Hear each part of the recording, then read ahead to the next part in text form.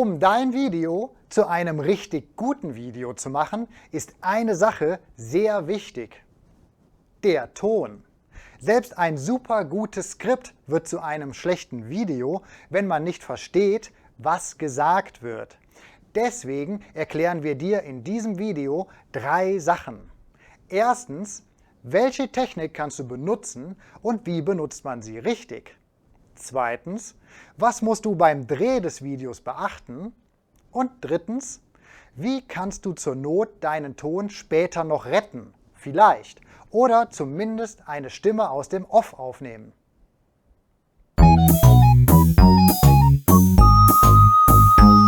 Ein Mikrofon. Im Internet kann man so ein kleines Mikrofon schon für weniger als 10 € kaufen. Und der Ton wird damit direkt viel besser.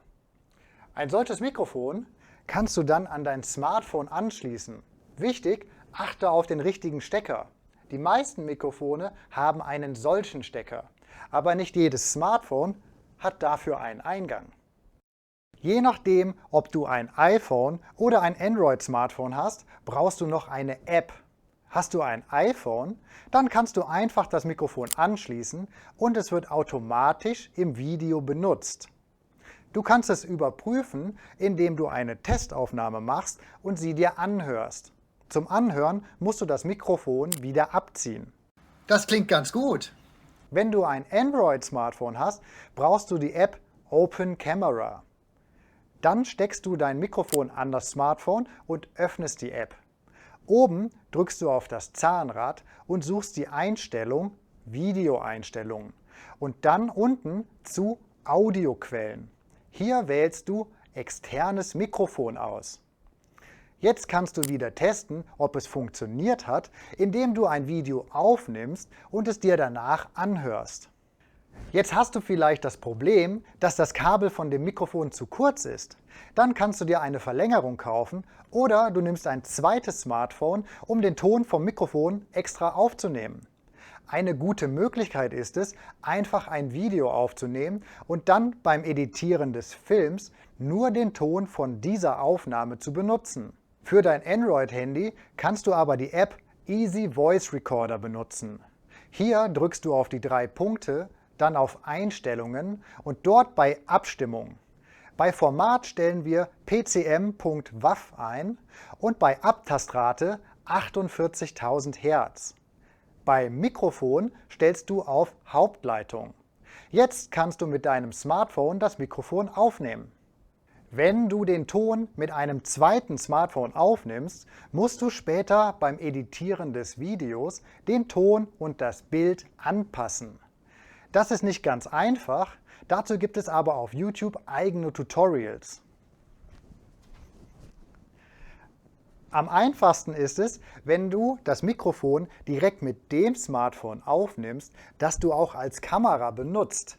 Probier es aber vorher aus, damit es auch wirklich funktioniert. Wenn du kein Mikrofon hast, musst du sehr laut reden, nah an der Kamera und an einem ruhigen Ort sein.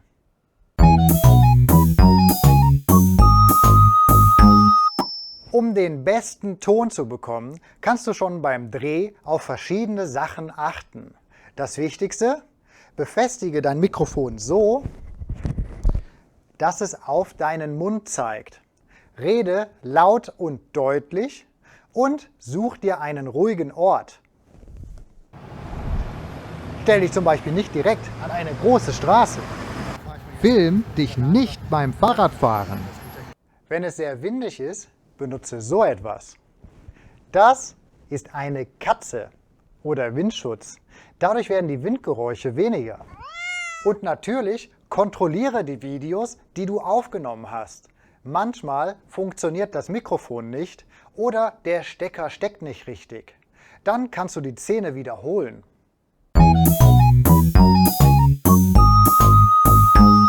Manchmal aber ist es passiert und du stellst erst später fest, dass der Ton schlecht geworden ist. Wenn du keine Zeit mehr hast, es zu wiederholen, gibt es noch ein paar letzte Möglichkeiten, die Aufnahme zu verbessern. Dazu müssen wir aber an den Laptop. In der Software DaVinci Resolve editierst du dein Video. Auf der Timeline sind die grünen Blöcke die Audiodateien, also der Ton von deinem Video. Hier kannst du die Lautstärke anpassen. Dazu klickst du auf den grünen Block und öffnest rechts oben den Inspektor. Hier kannst du die Lautstärke erhöhen. Dadurch wird aber der gesamte Ton lauter, also alle Geräusche, die du aufgenommen hast. Warst du an einem ruhigen Ort, dann funktioniert diese Lösung wunderbar. Wenn du aber an einem Ort warst, wo es sehr laut war, dann ist dein Ton nicht nur zu leise, es rauscht auch noch ziemlich. Um das Rauschen des Föhns zu entfernen, müssen wir mit unserem Video noch mehr machen. Dazu gibt es in DaVinci Resolve eine eigene Tonbearbeitung. Dazu klickst du hier unten auf dieses Symbol. Hier siehst du jetzt deine Audiospuren. Unser Audio liegt auf der Spur 1. Hier rechts wählst du jetzt bei Audiospur 1 die Effekte aus und suchst unter Restoration Fairlight FX den Effekt Noise Reduction. Dann öffnet sich dieses Fenster.